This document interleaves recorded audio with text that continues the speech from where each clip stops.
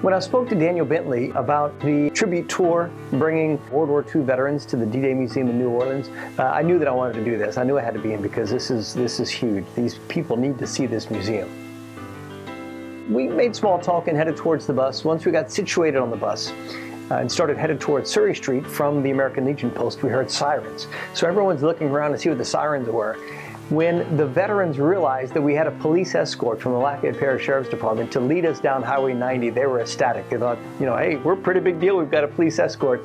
And that was just the beginning of the trip.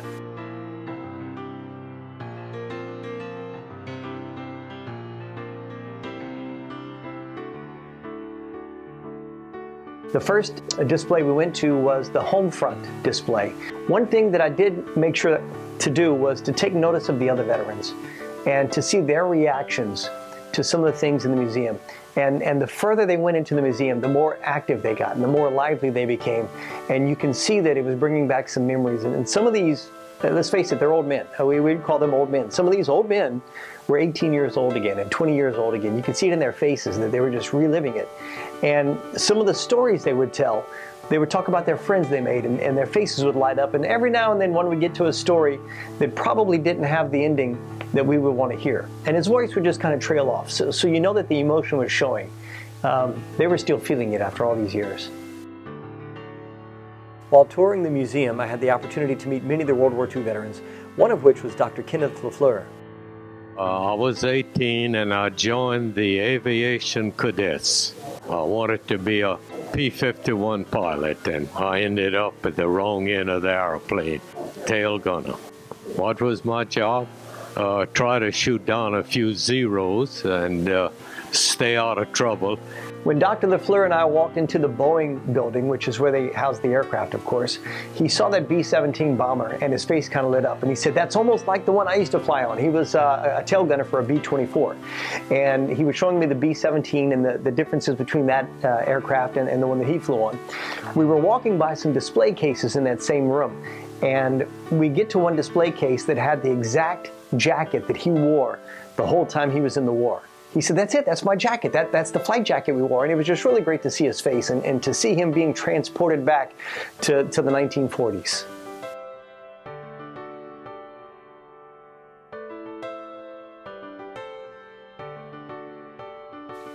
One of the displays had an interactive map, and you could touch the map and it'd zoom in on whatever area you touched. And Dr. Lafleur was there, and he was telling us about his time spent in the Philippines, and he was tracing out the routes that he flew. And he flew 44 missions, which he remembers every one of them. It was amazing to see how much clarity he had with the missions that he flew, and just his whole experience there. His memories were just so clear. I would have to say one of the highlights of visiting the DDay Museum is the movie. It's called Beyond All Boundaries. Experiencing the movie, seeing actual footage and feeling the tanks as they go rumbling by you and getting the bursts of light from the bombs going off, it's fascinating to think that this is kind of what it was like. And then to sit back and look around you and see all of these gentlemen, of course the greatest generation that ever lived, and to think, wait a minute, this is their story. They were there. They experienced this in person. It's just a very moving experience. And in my lifetime, I don't know that I will ever accomplish anything even remotely close to what these men and women did during World War II. On our drive back, it got a little quiet on the bus. I think a few people were taking naps, but as soon as we crossed over into Lafayette Parish, that sheriff's deputy was waiting for us. He escorted us all the way back to the American Legion Post 69 on Surrey Street. And once we got to the Vermilion River, one of the veterans said, look at the cars. And we looked up, and there were so many cars in the parking lot, so many people. They had the news media was there. There were more people at the American Legion Hall than have been in a few years. And that brought tears to the eyes of a lot of these veterans, because they had never seen such a reception for them since the 40s.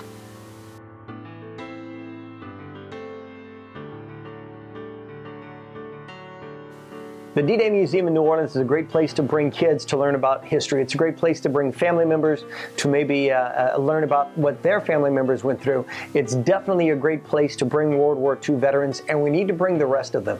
Big thing about this tribute tour is what they want to do is they want to bring all of the Acadiana area World War II veterans to see the DDay Museum in New Orleans. They want it to be free of charge to the veterans. This trip costs about $2,500 per trip. They've got to rent the bus, they've got to buy the food, all of these things they have to be considered, and it's about $2,500. The American Legion Post paid for the first one, but we're going to need help with the second one. Scheduled in February, I believe, of 2015, they want to put on another one. What they need is they need names of World War II veterans in Acadiana. They also need the funds to help make it happen. So if you can help, even $1, $100, $1,000, if you want to fund a whole trip, just $2,500, get in touch with anyone at the American Legion Post and donate. It's going to help. And we want to make certain that these World War II veterans get to see the museum that basically they helped build.